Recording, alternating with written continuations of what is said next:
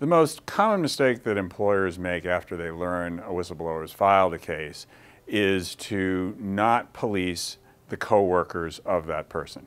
The companies have learned at this point that you can't fire somebody who's a whistleblower. You can't stick them in a warehouse with no heat and nothing to do.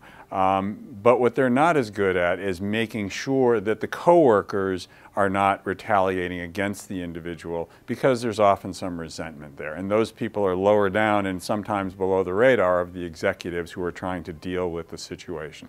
The second very common thing that we see that's a big mistake is personalizing it.